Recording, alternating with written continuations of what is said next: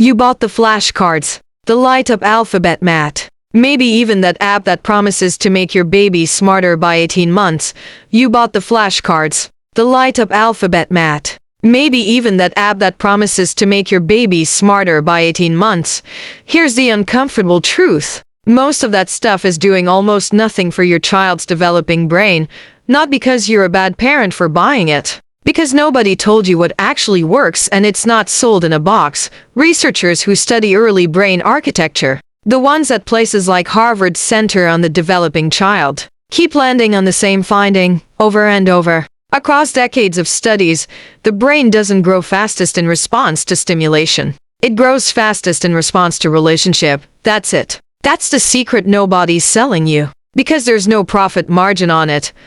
Today, I'm giving you 5 tiny habits. The first one takes about 90 seconds that do more for your child's developing brain than almost anything you could buy. They're backed by real research. They cost nothing. And once you see the pattern behind them, you'll understand exactly why your presence has been doing more than you ever gave it credit for.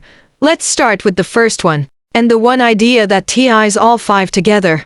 Serve and return. Pull your child does something, a cue, a point, a wobbly first word, and you respond. That's the serve. Your response is the return.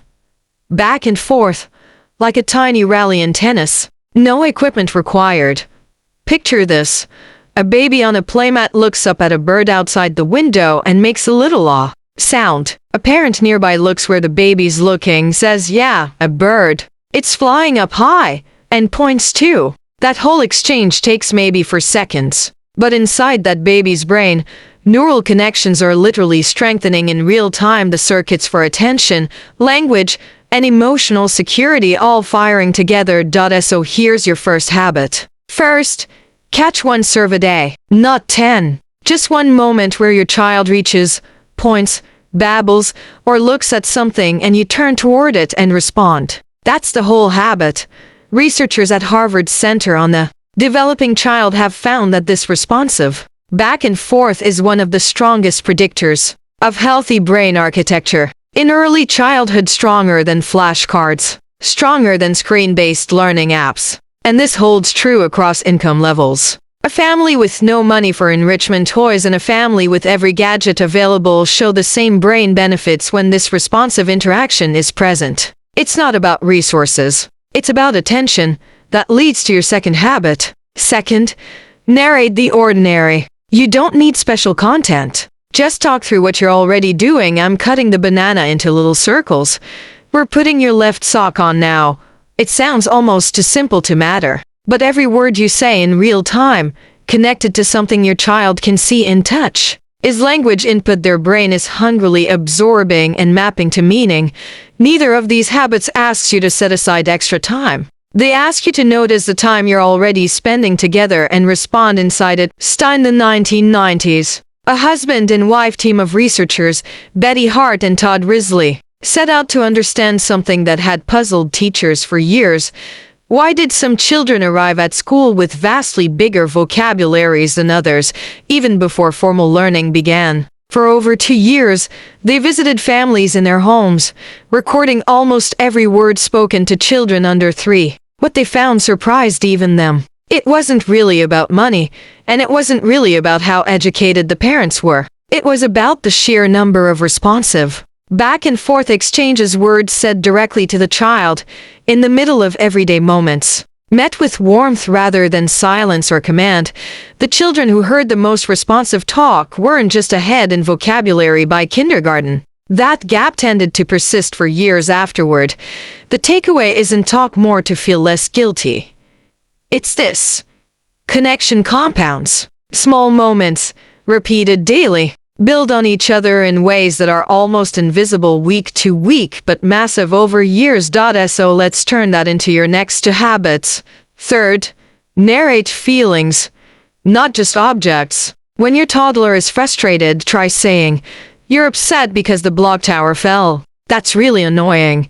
You're not fixing the feeling, you're giving their brain the language to recognize and eventually regulate it themselves. Fourth, leave a 3-second gap. After you ask your child something, "What color is this?" Count to 3 before jumping in with the answer. That pause is often where the real thinking and the real language attempt happens. Most adults fill it too fast, out of habit, not necessity. 2 habits down from this part, 2 from the last. 4 total so far. All of them free. All of them built into moments you're already living through. Now, the 5th habit, and it's the one that ties everything together. 5th. End the day with 1 replay. At bedtime, mention 1 small moment from earlier. I loved when you pointed at that bird today. You're not just being sweet. You're helping your child's brain consolidate the connection between language, memory, and emotional safety right before the deep memory building work that happens during sleep. 5 habits. Total cost $0. Compare that to the market around you. The subscription apps promising accelerated learning, the sensory kits. The programs charging monthly fees to teach your 6-month-old sign language through a screen. None of it is inherently bad, but none of it can do what your face, your voice, and your attention already do for free. Every single day. Here's what I want you to sit with. If you're watching a video like this one, you are already the kind of parent who shows up. You're already looking for ways to do right by your child. That instinct, the one that made you click on this video instead of scrolling past, that's not something you need to build. It's something you already have. These 5 habits aren't a new personality you need to adopt. They're just a way of pointing something you already carry.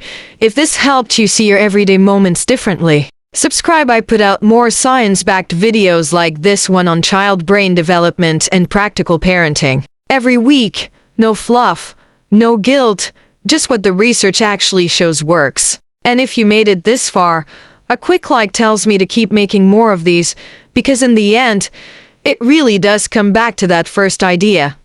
The serve and the return. Your child reaches out. You reach back. That's the whole secret, and you were already doing it before you ever pressed play.